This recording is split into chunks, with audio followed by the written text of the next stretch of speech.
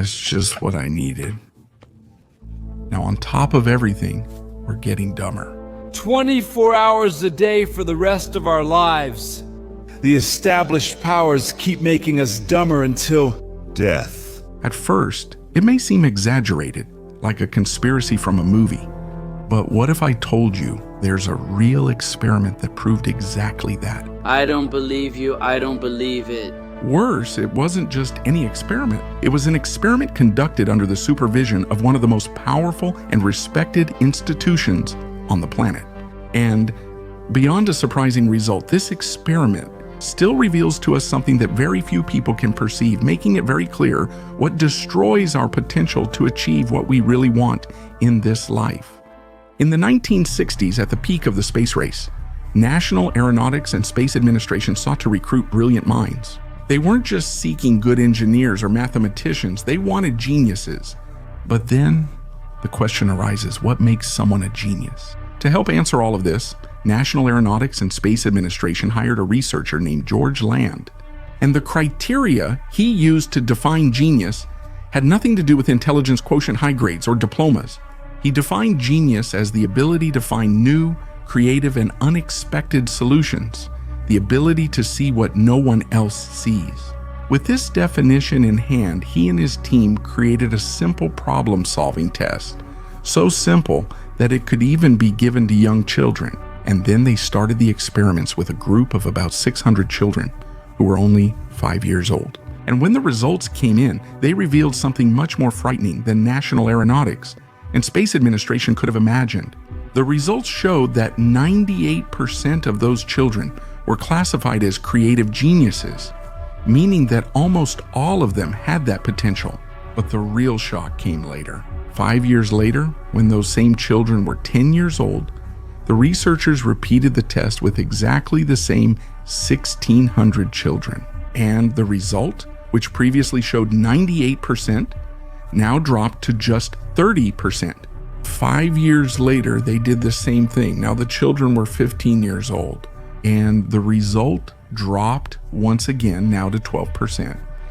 And, still not satisfied, they simply decided to do the test with the adults in general. They did an experiment with more than 1 million people with an average age of 31 to see the result. And again, the number plummeted. Now, only 2% of the population was classified as creative at a genius level. It's shocking, isn't it? It doesn't take a genius to point out the conclusion of this experiment. In a very simple way, we can say that we are not born dumb by nature. On the contrary, we are born creative geniuses. But as we grow up and supposedly develop, we become less intelligent.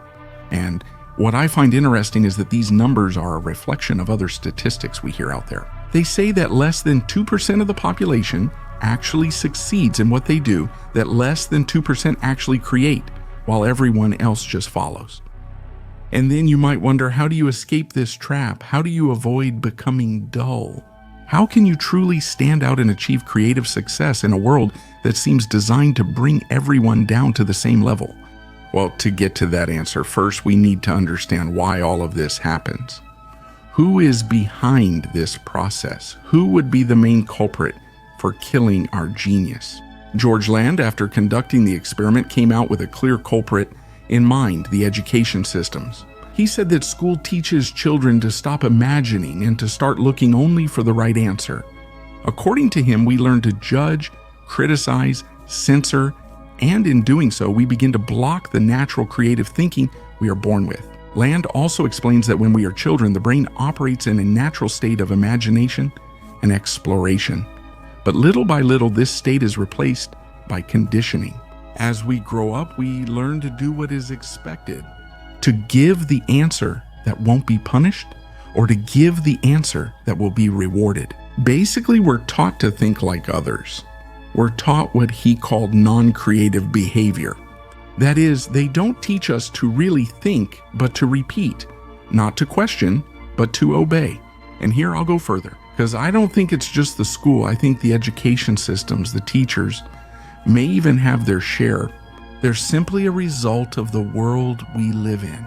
consequence of a whole system in society, designed not to expand but to reduce the horizon of imagination, and in doing so to end people's individuality.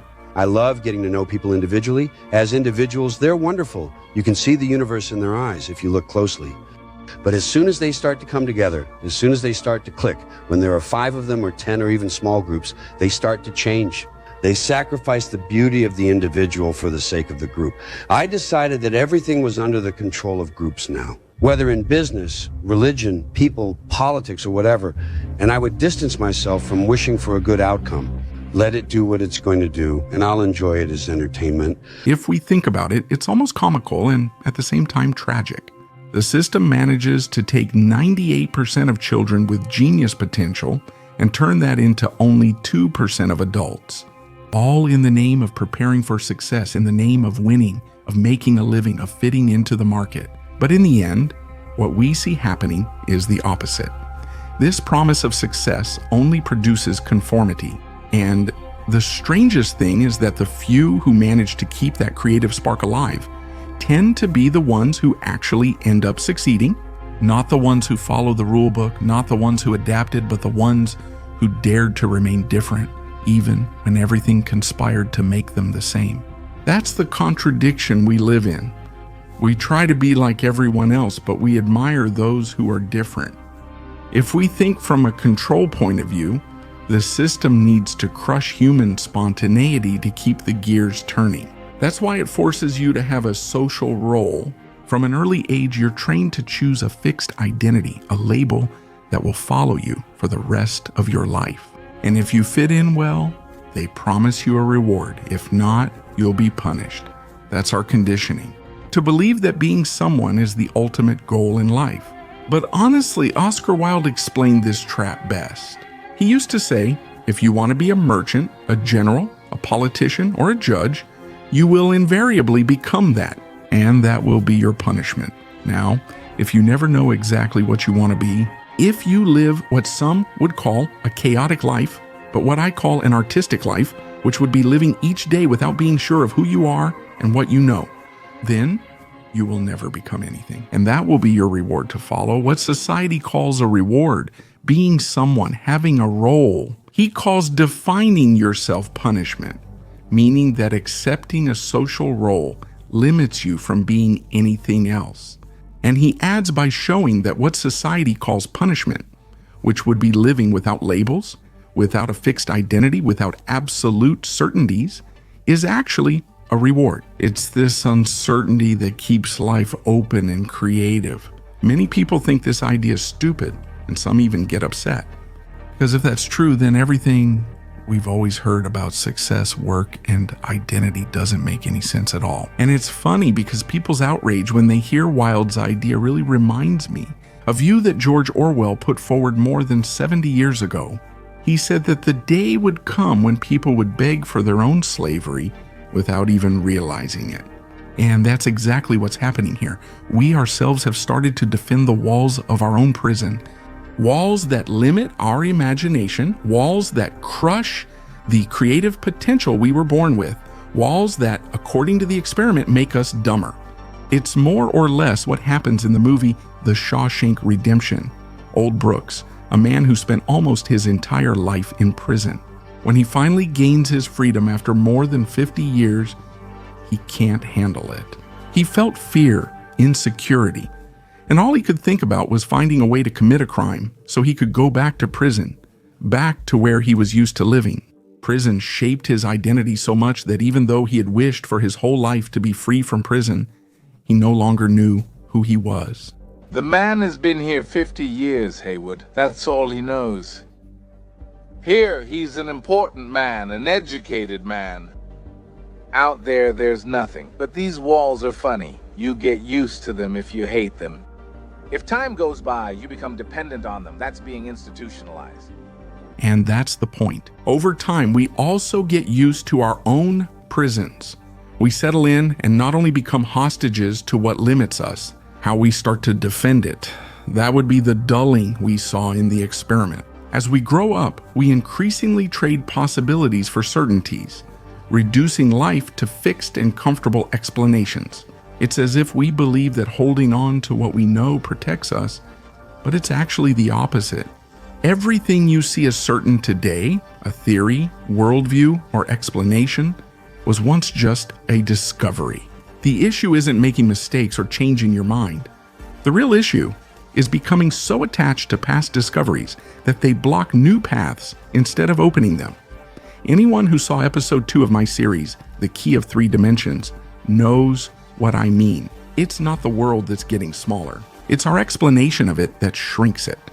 It's common for us to think that intelligence is just about our intelligence quotient quick thinking, or good memory. But, as Einstein used to say, the measure of intelligence is the ability to change.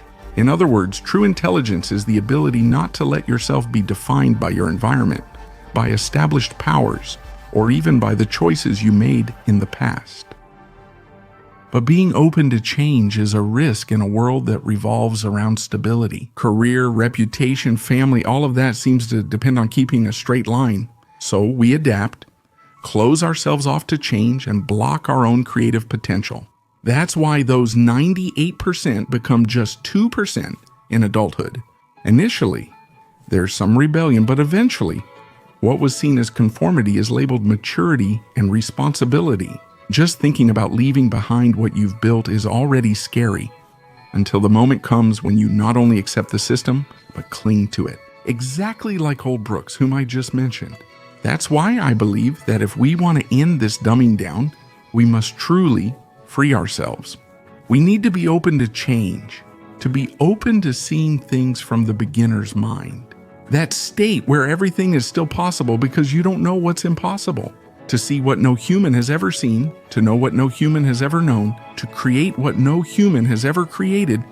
It may be necessary to see with eyes that have never seen, to know with a mind that has never thought.